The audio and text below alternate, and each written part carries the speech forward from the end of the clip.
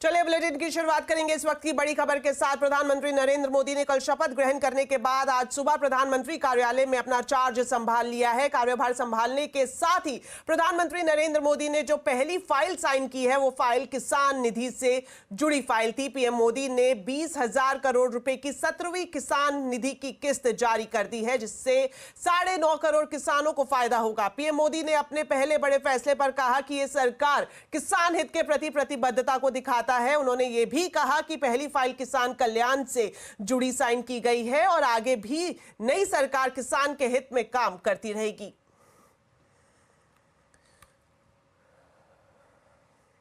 प्रधानमंत्री नरेंद्र मोदी ने अपने नए मंत्रिमंडल को संबोधित किया है। मोदी ने कहा कि भारत को वहां पहुंचाना है जहां कोई नहीं पहुंचा।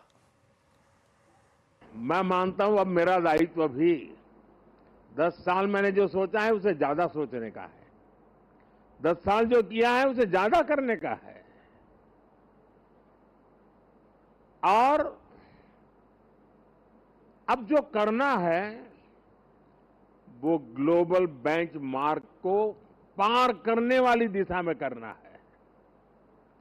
कल क्या थे और आज कितना अच्छा किया वो वक्त चला गया दोस्तों।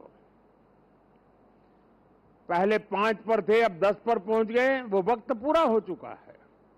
अब दुनिया इस विषय पर यहां पर है और ये इससे आगे कुछ नहीं है, तो उसके आगे हम होंगे।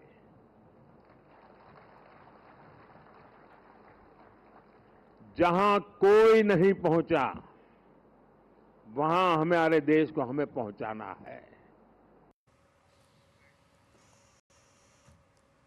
तो नई सरकार के गठन के साथ ही संसद के नए सत्र की तैयारियां भी शुरू हो गई है। सूत्रों के मुताबिक 18 जून से 18वीं लोकसभा का पहला सत्र शुरू हो सकता है। तो इस बड़ी खबर पर अब ज्यादा जानकारी के लिए जुड़ते हैं हमारे ब्यूरो चीफ लक्ष्मण रॉय से। लक्ष्मण जी बताएं, कब से शुरू हो सकता है ये लोकसभा का सत्र और सत्र में क्या कुछ होगा? देखिए, संसद सत्र जो है ये 18 या 19 जून को संसद सत्र शुरू हो सकता है। ये 18वीं लोकसभा का पहला संसद सत्र होगा। दरअसल ये जो होता है वो जो नए सांसद चुन करके आते हैं उनको शपथ दिलाने के लिए सत्र जरूरी होता है। एक तरह से कह सकते हैं विशेष सत्र भी होगा।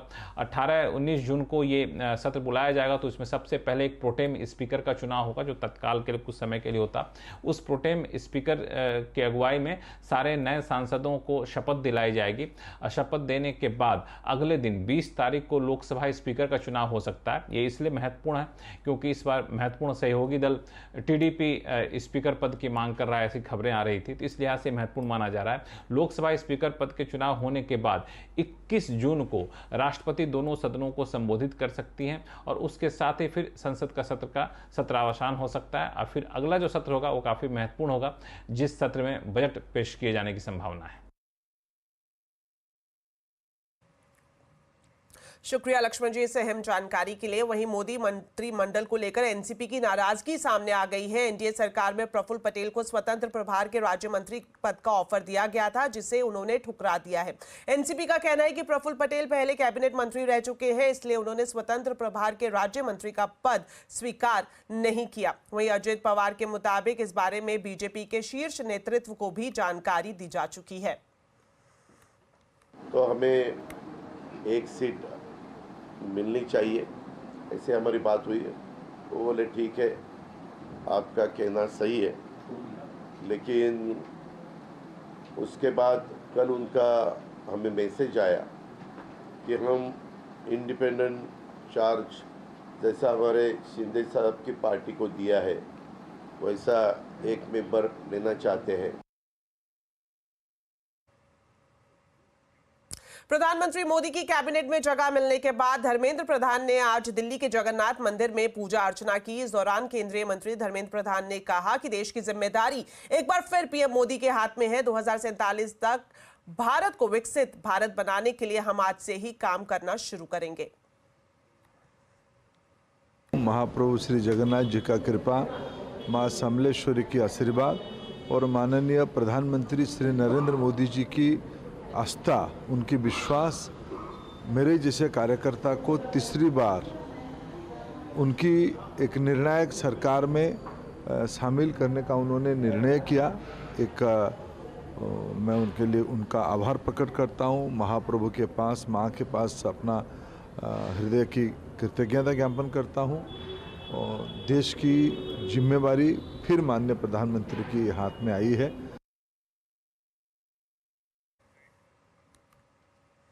वहीं उत्तराखंड से मोदी सरकार के तीसरे कार्यकाल में अल्मोड़ा के सांसद अजय टम्टा को फिर से मंत्रिमंडल में जगह दी गई है। अजय टम्टा ने पीएम मोदी का आभार जताते हुए कहा कि पिछले 10 सालों से किए जा रहे काम को और ज्यादा मजबूत करने की कोशिश वो करेंगे। मैं बड़ा सौभाग्यशाली हूँ कि मुझे भारतीय जनता पार्टी ने, मैं सबसे युवा था और तब मुझे पंचायतों में अवसर दिया और मैं पूरे देश भर के अंदर सबसे कम उम्र का जिला पंचायत अध्यक्ष रहा। और पहली बार मैं जब सांसद बना तो माननीय प्रधानमंत्री जी ने मुझे तब भी अवसर दिया था 14 के 19 के बीच में, और सौभाग्य से मुझे दोबारा से ये अवसर मिला है। मैं प्रयास करूंगा कि माननीय प्रधानमंत्री जी ने जो अवसर मुझे दिया है मैं उसमें खरा उतरूं। नई टीम मोदी का गठन हो गया है। कैसी है ये टीम और इसमें कितना है दम, आज आवाज अड्डा में इसी पर करेंगे बड़ी चर्चा शाम 7:57 पर।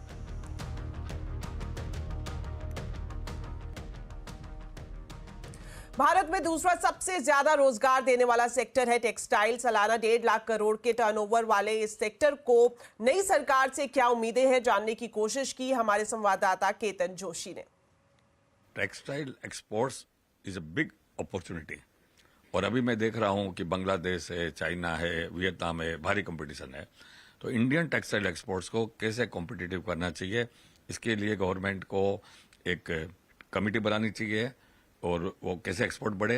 It will generate a lot of job और इंडिया के अंदर बहुत फॉरेन। टेक्सटाइल के अंदर सरलीकरण होना चाहिए और बाजार के अंदर बहुत ज्यादा करंट आए, ऐसा काम करना चाहिए गवर्नमेंट का। चाइना से जो माल आ रहा है उसमें अपने इंडिया को काफी मार पड़ रहा है, इसलिए इंपोर्ट ड्यूटी बढ़ानी चाहिए, उससे सबसे इंडिया टिक पाए सामने। Textile skill development centres government को करना चाहिए, उसमें स्किल लेबर्स के टेक्सटाइल इंडस्ट्री में बहुत गैप है, तो वो फुलफिल होके एम्प्लॉयमेंट भी बहुत फास्ट जनरेशन हो सकता है, तो गवर्नमेंट को उस पर फोकस करना चाहिए। अच्छा, आप बताइए। मेरे हिसाब से ये 2 साल से जो टेक्सटाइल की पॉलिसी पेंडिंग पड़ी है और टफ स्कीम, इनको जल्दी से जल्दी इम्प्लीमेंट करके बाजार को इम्प्रूव कर सकते हैं।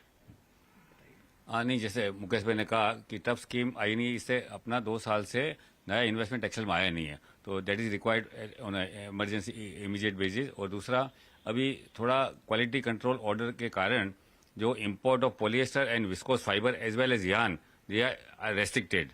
उसके कारण यहाँ का जो कपड़ा बनता है वो कॉम्पिटिटिव नहीं होता है, क्योंकि यहाँ का कपड़ा यार्न और फाइबर महंगा है और ये महंगा होने के कारण हमारा एक्सपोर्ट की कॉम्पिटिशन भी कम होती है। तो ऑन इमीडिएट बेसिस हमारी काफ़ी समय से डिमांड भी चल रही है कि QCO का जो कानून है for the import of fibre and polyester and viscose, वो जल्दी से जल्दी हटाना चाहिए इसको। सर, हम गवर्नमेंट से डिमांड करते हैं कि हमें लेवल प्लेइंग फील्ड चाहिए चाइना के सामने। चाइनीज सर जायंट है, वो स्केल ऑफ इकोनॉमी पे वर्क कर रहे हैं। हमारे यहाँ पे यूनिट बहुत है लेकिन छोटी छोटी अनऑर्गेनाइज्ड यूनिट्स है। हम चाहते हैं गवर्नमेंट हमको एक ऐसा टेक्सटाइल इंटीग्रेटेड पार्क बना के दे जहां प्रोसेस में पावर और ट्रीटमेंट की रिस्पॉन्सिबिलिटी गवर्नमेंट ले, भले हमसे चार्ज करे, जिससे छोटे छोटे अनऑर्गेनाइज सेक्टर एक साथ मिलकर एक जायंट यूनिट बन के चाइना को कम्पीट दे सके।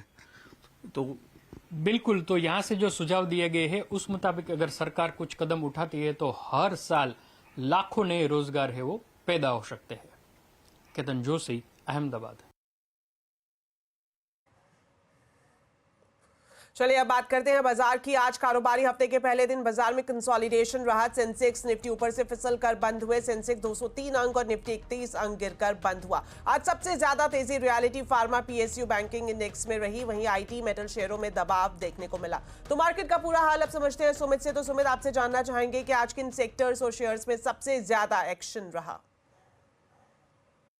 तो पहले निफ्टी के टॉप गेनर्स देखा जाए तो सबसे ऊपर नाम था अल्ट्राटेक सीमेंट का, एक बढ़िया खरीदारी वहां बनते हुए दिखाई पड़ी। साथ ही साथ ग्रासिम, हीरो मोटोकॉर्प, सिप्ला, कुछ ऐसे नाम जहां पे 2.5 से लेकर 3.5% तक का उछाल था। गिरने वाले शेयरों में आज IT था जहां प्रेशर था, तो पूरे ही के पूरे चारों के चारों शेयर आज IT दिखाई पड़ेंगे। L&T, Infotech, Mindtree, Wipro, Infosys, Tech Mahindra, सबके सब 1.5 से 2% नीचे रहे। इसके अलावा आज खरीदारी थी मिड कैप में, कैम्प्लास सनमार में करीब 11% ऊपर, टीटागढ़ 11% ऊपर, फर्टिलाइजर में से RCF और मोतीलाल ओसवाल जहाँ पे 8-8.5% तक का उछाल देखने को मिला। मिड कैप गिरने वाले शेयरों में IRB इंफ्रा 9% नीचे रहा, जय बालाजी 2.5% नीचे, एजिस लॉजिस्टिक्स 2.5% नीचे और बीकाजी करीब 2% के आसपास का फॉल था। रियल एस्टेट में खरीदारी थी, प्रेस्टीज एस्टेट में, सनटेक रियल्टी में, फिनिक्स मिल्स में, मैक्रोटेक डेवलपर्स में, जो कि करीब 3 से लेकर 5% तक की तेजी के साथ आज कामकाज करते हुए दिखाई पड़े। शुक्रिया सुमित इस पूरे मार्केट अपडेट के लिए। वहीं वैलेंटिस एडवाइजर्स के फाउंडर एंड एमडी ज्योति वर्धन जयपुरिया का कहना है कि नई सरकार और अच्छे मॉनसून से एफएमसीजी, ऑटो, एग्रोकेमिकल पर फोकस रहेगा। साथ ही उनके मुताबिक अगले 2 से 3 साल में बैंकिंग सेक्टर में ठीक ठाक रिटर्न मिल सकता है। स्टॉक्स है जो एफएमसीजी टाइप के स्टॉक्स है। दूसरे यदि अपने देखें तो ऑटोज में ट्रैक्टर्स का, टू व्हीलर का, ये सब का डिमांड अच्छा हो सकता है। तो तीसरा है एग्रोकेमिकल। अगले 2-3 साल में भी पीएसयू बैंक्स भी अच्छे करेंगे, प्राइवेट सेक्टर बैंक्स भी अच्छे करेंगे। वैल्यूएशन ध्यान देके लेना चाहिए जो सस्ते बैंक्स दिखते हैं उधर। तो फार्मास्यूटिकल एक सेक्टर है जहाँ पे वैल्यूएशन रीजनेबल है। ये सेक्टर है ना 2-3 साल अच्छा नहीं किया था और अभी उसके अर्निंग्स प्रोफाइल अब चेंज हो रही है। स्पेशली जो यूएस जेनरिक्स को सप्लाई करते हैं वहां पे अगले 2 साल में अर्निंग्स काफी अच्छा रहेगा। मोदी 3.0 में रिफॉर्म को तेज रफ्तार मिल सकती है। मॉर्गन स्टैनली इंडिया के एमडी रिधम देसाई ने सीएनबीसी आवाज के साथ मेगा इंटरव्यू में कहा कि अगले 5 साल बड़े फैसलों का साल होगा। मोदी सरकार अपने बिग बोल्ड फैसलों से सबको चौंका सकती है। इसके साथ उन्होंने ये भी कहा कि अगले साल सेंसेक्स 82,000 तक पहुंच सकता है।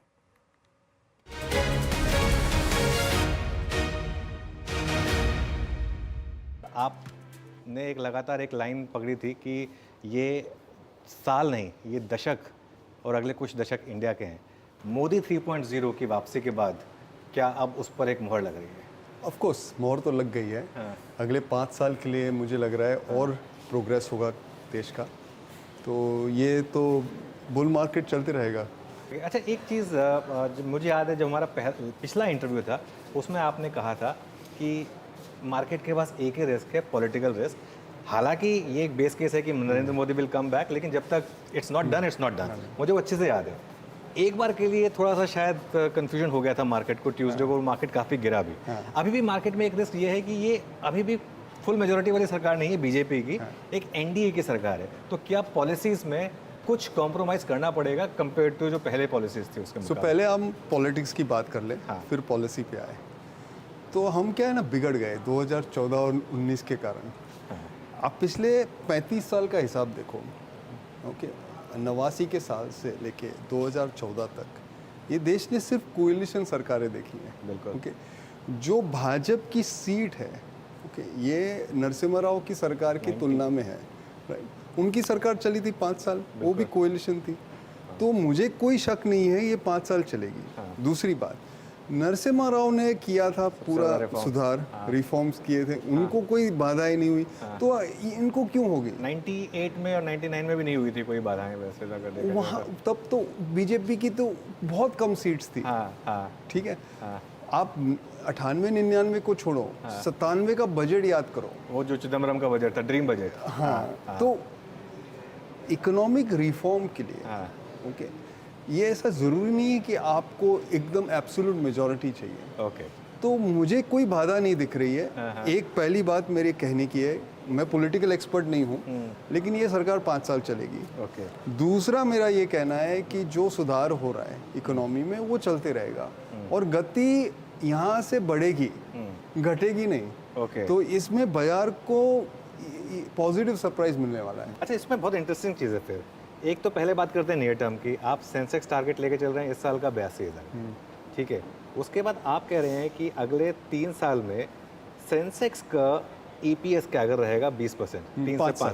5 साल में सेंसेक्स का ईपीएस क्या अगर रहेगा 20%। लेकिन आप सेंसेक्स को क्या कर दे रहे हैं 12 से 15%। मैं तो नॉर्मल बुद्धि से सोचूंगा तो ये कहूँगा कि मार्केट में तो अगर और री रेटिंग हो तो उल्टा हो ज़्यादा होना चाहिए ना, ईपीएस से ग्रोथ से कम क्यों होगा? सो अनुज, इसमें 2-3 चीज़ें हैं। पहली बात तो ये है कि जो अगले साल का जो सेंसेक्स का व्यू है ना, वो पूरे ग्लोबल मार्केट पे भी निर्भर है। अब जैसे कि हमारे जो अमेरिका में स्ट्रेटेजिस्ट बैठे हैं, उनका ये मानना है कि एसपीएक्स ये साल 5400 के आसपास रहेगा। और वहाँ पे तो पहुँच गया एसपीएक्स। तो अगर एसपीएक्स यहाँ से ऊपर नहीं जा रहा है और वो अगर सही है तो सेंसेक्स को ज़्यादा बढ़ना मुश्किल है। फिर भी मैं मेरे अनुमान से सेंसेक्स और भी बढ़ेगा, मतलब एसपीएक्स को आउट परफॉर्म करेगा। तो ये हुई नजदीकी हुआ। अब 5 साल का जो व्यू है ना, पहली बात, 2 बात मैं बोलूंगा। एक तो कि बाजार को पता है कि कॉर्पोरेट प्रॉफिट ग्रोथ आ रहा है, ऐसा नहीं है कि बाजार को नहीं पता है, तो थोड़ा सा तो भाव में है। ये कितना भाव में? अगर आप कह रहे हैं कि 15% ही कैगर हुआ है, तो फिर कितना भाव में है? नहीं, तो जो मेरा अनुमान है, मेरे हिसाब से करीबन 40% भाव में है। 40% ऑफ दी ग्रोथ, जो ग्रोथ आने वाला है उसका 40% भाव में है, 60% आपका अभी भी बाकी है। दूसरी जो एकदम इम्पोर्टेंट महत्व की बात है वो है कि कोई भी शेयर बाजार ऐसे नहीं जाता है, वन लाइन में ऐसे जाएगा, राइट? तो एक समय आएगा जब सेंसेक्स ओवरवैल्यूड हो जाएगा, ओके, वो आपका फिर वो एक पॉइंट होता है, वहाँ से फिर रिटर्न आपके बहुत कम हो जाएंगे, बाजार गिर भी सकता है। तो मैं एक 5 साल का व्यू देख रहा हूँ, लेकिन वो ऐसा नहीं है कि हर एक साल 12-15 बढ़ने वाला है, ये कभी 25-30 भी हो जाएगा। फिर उसके बाद जो जैसे हुआ था बीच में, ये तेजी का बाजार जो 2020 जून से शुरू हुआ है, वो कोई एक स्ट्रेट लाइन में तो नहीं जा रहा है, तो वो भी समझने की जरूरत है।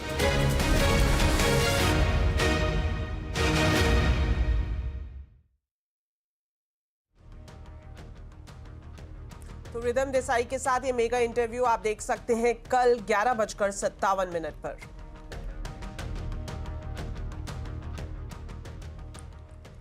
बाजार में निवेशकों का भरोसा बढ़ रहा है। मई में म्यूचुअल फंड में रिकॉर्ड निवेश देखने को मिला है। एसआईपी और इक्विटी फंड में निवेश रिकॉर्ड हाई पर है। आज आए एएमएफआई के डेटा के मुताबिक मई के महीने में एसआईपी के जरिए 20,904 करोड़ का निवेश हुआ है। इसके साथ ही इक्विटी म्यूचुअल फंड में मई के महीने में 83% की वृद्धि देखी गई है। इक्विटी निवेश की बात करें तो ये 18,888 करोड़ से बढ़कर 34,671 करोड़ हो गया है। लार्ज कैप में 663 करोड़, मिड कैप में 2600 करोड़ और स्मॉल कैप में करीब 2700 करोड़ का निवेश आया है।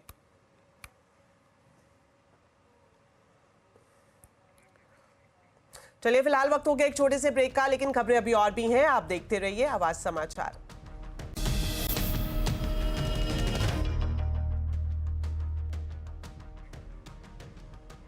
ब्रेक के बाद आपका स्वागत है और अब खबर जम्मू कश्मीर से, जहां रियासी में बस पर बड़ा आतंकवादी हमला हुआ है। कल शाम को एक बस तीर्थयात्रियों को शिवखोड़ी से कटरा ले जा रही थी। उसी वक्त आतंकियों ने बस पर ताबड़तोड़ फायरिंग की और जिससे बस खाई में गिर गई।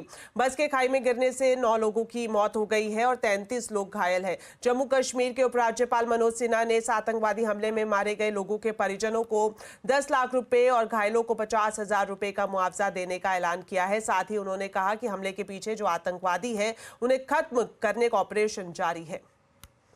अब तक सूचना के हिसाब से 9 लोगों की मृत्यु हुई है और 37 लोग घायल, 18 लोग जम्मू मेडिकल कॉलेज में अभी मैं देख के आया हूँ। 14 लोग जो है वो नारायणा हॉस्पिटल में है और मैं उनको देखने जा रहा हूँ। कल शाम को ही रेस्क्यू ऑपरेशन में प्रशासन और सिक्योरिटी फोर्सेस के लोगों ने सबको रेस्क्यू किया था। ज्वाइंट ऑपरेशन पुलिस, सीआरपीएफ और आर्मी ने लॉन्च किया हुआ है। जो लोग भी इसके लिए जिम्मेदार हैं उनको निश्चित रूप से दंड मिले, उसका प्रयास हो रहा है। डीजीपी स्वयं अपनी टीम के साथ मौके पर हैं। वहीं इस आतंकवादी हमले के बाद विपक्षी दल सरकार पर हमलावर है। विपक्ष इस हमले को सरकार की नाकामी बता रहा है। कांग्रेस ने आतंकवादी हमले और पाकिस्तान के साथ क्रिकेट मैच पर भी सवाल उठाए हैं। हमें कहा जाता है, पिछले 10 साल से कहा जा रहा है कि कश्मीर में शांति आ गई है। कहां है वो शांति? किसके लिए है वो शांति? जो बाहर से मजदूर वहां काम करने जाते हैं उनके लिए शांति नहीं है। कश्मीरी पंडितों से पूछिए, वो नहीं मानते कि शांति आ गई। स्थानीय नागरिकों से पूछिए, वो नहीं मानते कि शांति आ गई। सुरक्षा बलों के लिए शांति नहीं, पर्यटकों के लिए शांति नहीं। मेरे राज्य राजस्थान से 10 दिन पहले 2 पर्यटकों पर हमला हुआ। कहां है शांति?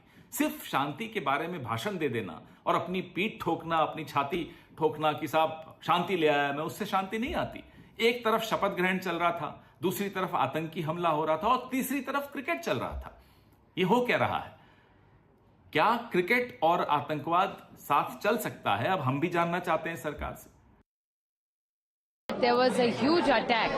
We condemn any such attacks, and which I really understand the pain of those families and the difficult challenge and shock that all those families must be going through. It's a failure of the intelligence. It's an intelligence failure of the government. I am afraid, I hope they take care of the Amarnath Yatra, that nothing like this happens. And I'll request every person of this state to see that that Yatra goes peacefully. That carries a message to all that we are not part of this terrorism and we'll never be part of this terrorism. तो जिस बस पर आतंकवादी हमला हुआ था उसमें गनीमत से कुछ यात्री बच गए। उन्होंने अपनी आप बीती बताई है कि किस तरह का मंजर था उस वक्त। सुनिए। इतना ध्यान से नहीं देखे, लेकिन शायद 2-3 लोग थे, फायरिंग कर रहे थे। लगातार फायरिंग हो रहा था, 15-20 मिनट लगातार हुआ और फिर बस भी गिर गया था, खाई में गिर गया। उसके बाद भी वो 5 से 10 मिनट फायरिंग लगातार हुआ था। मैंने देखा कि गोली चल रही है, हम लोग पीछे थे, जो आगे तो देखा होगा, आगे से अटैक हुआ, पीछे से अटैक नहीं हुआ। तो बाद में गाड़ी हम खाई में चली गई। हमारे परिवार 3 थे, क्योंकि जो साथ में आए थे 14 लोग थे। हम माता वैष्णो देवी के दर्शन करने के बाद में गए थे शिवखोड़ी दर्शन करने। दर्शन करके जब वापस लौट रहे थे, मुश्किल से 4-5 किलोमीटर गाड़ी आगे आई होगी, फिर एक पहाड़ से जब नीचे उतर रही थी तभी गोली चलने लगी थी। और गोली चलने के बाद में बस जब नीचे चली गई है, गिर गई बस, उसके बाद में तब भी गोली काफ़ी टाइम चला। शिवखोड़ी के दर्शन के लिए गया था और दर्शन करके वापस हम लोग आ रहे थे। 2-3 किलोमीटर बस चली होगी, उसके बाद जो है सामने से हमारे फायर होने लगा। बस हमारी जो है थोड़ी सी आगे जाकर खाई में पलट गई। चलिए अब बात करते हैं राजधानी दिल्ली की, जहां भीषण गर्मी के बीच पानी का संकट बना हुआ है। दिल्ली सरकार हरियाणा पर कम पानी छोड़ने का आरोप लगा रही है। तो ताजा हालात क्या है जानने के लिए सीधा चलते हैं संवाददाता रोहन सिंह के पास। तो रोहन, ये बताएं, एक तरफ भीषण गर्मी, ऊपर से पानी का संकट और साथ ही जो सियासत हो रही है पानी पर, आखिर क्या कुछ चल रहा है? दिल्ली वालों को राहत कैसे मिलेगी? जी, ताज़ा हालात ये है कि दिल्ली के कई इलाकों में जल संकट ने काफ़ी गंभीर रूप ले लिया है। मंगोलपुरी, नांगलोई, असोला सहित कई सारे ऐसे इलाके हैं जहां आपको टैंकर्स के लिए लोगों की लंबी लंबी लाइनें दिखेंगी। लोग रात रात भर जग के पानी का इंतजार कर रहे हैं। खासतौर पे वेस्ट दिल्ली, आउटर दिल्ली में ये संकट काफ़ी ज़्यादा गंभीर हो चुका है। अगर हम वजीराबाद के का जो जलाशय है उसकी बात करें तो 5 फीट पानी का स्तर जो है सामान्य से वो कम हो चुका है। इसको लेकर राजनीति काफ़ी ज़्यादा गर्म हो चुकी है। आज दिल्ली सरकार की तरफ से आरोप लगाया गया कि हरियाणा ने जो उनके हिस्से का 137 क्यूसेक पानी है वो अब तक नहीं छोड़ा है। आम आदमी पार्टी की तरफ से आज प्रदर्शन भी किया गया हरियाणा भवन के सामने और आरोप लगातार लगाए गए। दिल्ली सरकार की मंत्री आतिशी और सौरभ भारद्वाज की तरफ से एलजी से मुलाकात की गई। इसके अलावा चिट्ठी लिखा गया हरियाणा सरकार को भी, उनसे कहा गया कि वो पानी जो है किल्लत को दूर करने के लिए जल्द से जल्द कदम उठाए। बहरहाल इस मामले में सुप्रीम कोर्ट ने भी आज संज्ञान लिया है। इसको लेकर मामला दायर था। पिछली सुनवाई में हरियाणा सरकार से पानी छोड़ने के लिए कहा गया था। आज की सुनवाई में एक तरह की फटकार लगाई है सुप्रीम कोर्ट ने दिल्ली सरकार को, कहा कि उन्हें हल्के में ना ले, क्योंकि इनकी जो पिटीशन है उसमें कई सारी कमियां थी। उनसे इन कमियों को दूर करके दोबारा से पिटीशन फाइल करने के लिए कहा गया है और 12 तारीख को इसको लेकर सुनवाई है। बहरहाल जिस तरह की गर्मी है, जिस तरह का संकट है, जल संकट दिल्ली में आने वाले दिनों में बरकरार रहने की ही उम्मीद है। शुक्रिया रोहन इस पूरे अपडेट के लिए। चलिए अब बात करते हैं नीट परीक्षा की, जिसमें गड़बड़ी के मामले पर सुप्रीम कोर्ट में जल्द सुनवाई की मांग की गई है। छात्रों को ग्रेस मार्क देने पर भी कोर्ट में याचिका दायर की गई है। याचिका में परीक्षा रद्द करके नए सिरे से एग्जाम लेने की मांग की गई है। दिल्ली हाईकोर्ट में भी इस पूरे मामले में सुनवाई चल रही है और हाईकोर्ट ने एनटीए से इस पर सफाई मांगी है। आज इसको लेकर छात्रों ने शिक्षा मंत्रालय के बाहर प्रदर्शन भी किया।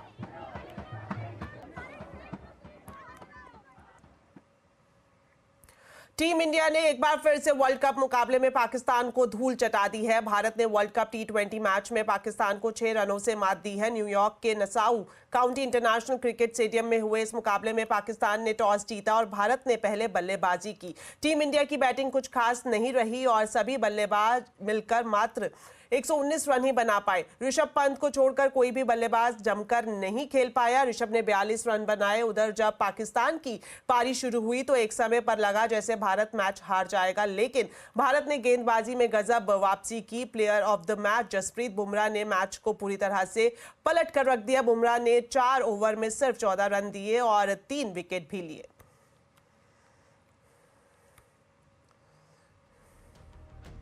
तो पाकिस्तान फतेह हो गया है, लेकिन वर्ल्ड कप लाना है पाकिस्तान पर शानदार जीत। और वर्ल्ड कप में भारत की उम्मीदों पर देखिए हमारी खास पेशकश शाम 5:57 पर भारत पाक थ्रिलर बुमार किलर।